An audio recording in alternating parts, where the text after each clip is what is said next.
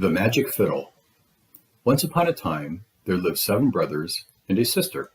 The brothers were married, but their wives did not do the cooking for the family. It was done by their sister, who stopped at home to cook.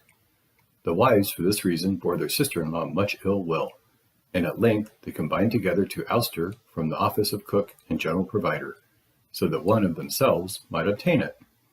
They said, "She does not go out to the fields to work, but remains quietly at home, and yet she has not the meals ready at the proper time." They then called upon their Banga, and vowing vows unto him, they secured his goodwill and assistance.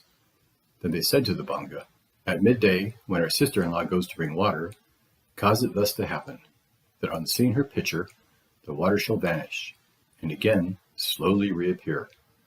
In this way she will be delayed. Let the water not flow into her pitcher, and you may keep the maiden as your own." At noon, when she went to bring water, it suddenly dried up before her, and she began to weep. Then after a while, the water began slowly to rise. When it reached her ankles, she tried to fill her pitcher, but it would not go under the water. Being frightened, she began to wail and cry to her brother, "Oh, my brother, the water reaches my ankles. Still, oh, my brother, the pitcher will not dip." The water continued to rise until it reached her knee, when she began to wail again, "Oh, my brother, the water reaches my knee. Still, oh, my brother, the pitcher will not dip." The water continued to rise, and when it reached her waist, she cried again, "Oh, my brother, the water reaches my waist. Still, oh, my brother, the pitcher will not dip." The water still rose, and when it reached her neck, she kept on crying, "Oh, my brother, the water reaches my neck.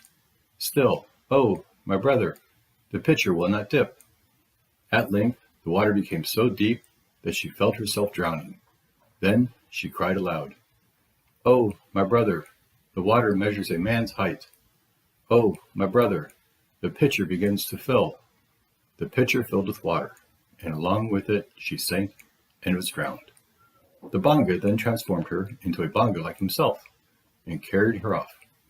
After a time, she reappeared as a bamboo growing on the embankment of the tank in which she had been drowned. When the bamboo had grown to an immense size, a jogi, who was in the habit of passing that way, seeing it, said to himself, "This will make a splendid fiddle." So one day he brought an axe to cut it down.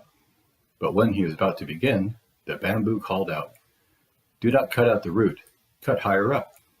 When he lifted his axe to cut high up the stem, the bamboo cried out, "Do not cut near the top, cut out the root."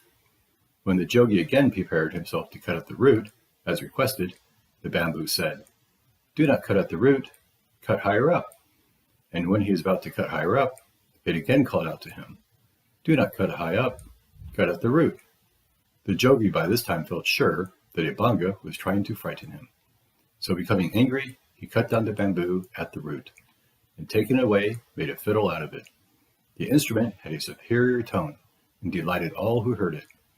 The jogi carried it with him when he went a-begging, and through the influence of its sweet music, he returned home every evening with a full wallet. He now and then visited, when on his rounds, the house of the Banga girl's brothers, and the strains of the fiddle affected them greatly. Some of them were moved even to tears, for the fiddle seemed to wail as one in bitter anguish. The elder brother wished to purchase it, and offered to support the jogi for a whole year if he would consent to part with his wonderful instrument. The jogi, however, knew its value and refused to sell it. It so happened that the jogi some time after went to the house of a village chief, and after playing a tune or two on his fiddle, asked for something to eat. They offered to buy his fiddle and promised a high price for it, but he refused to sell it, as his fiddle brought him his means of livelihood. When they saw that he was not to be prevailed upon, they gave him food and a plentiful supply of liquor. Of the latter he drank so freely that he presently became intoxicated. While he was in this condition, they took away his fiddle, and substituted their own old one for it.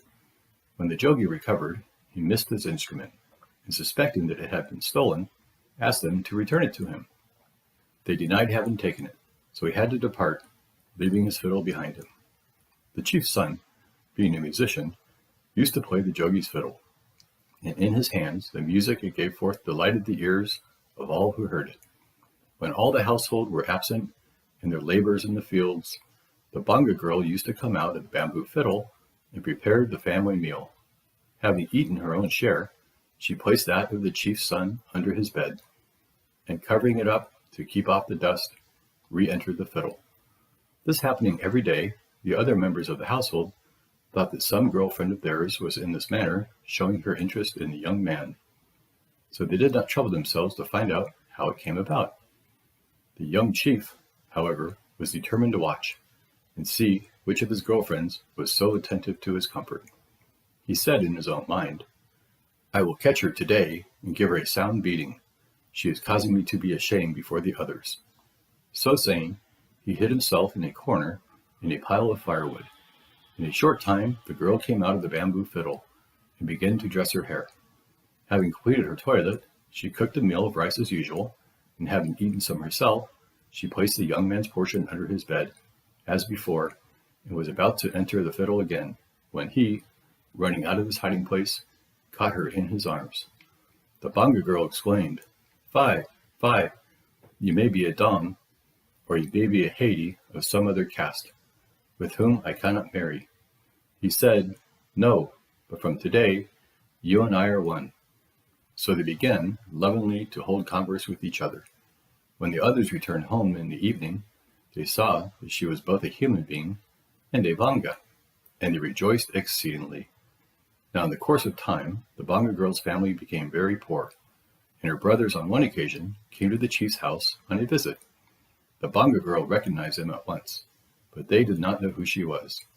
She brought them water on their arrival, and afterwards set cooked rice before them. Then, sitting down near them, she began in wailing tones to upbraid them on account of the treatment she had been subjected to by their wives. She related all that had befallen her, and wound up saying, "You must have known it all, and yet you did not interfere to save me." And that was all the revenge she took. Thanks for listening. Have a great day. Bye.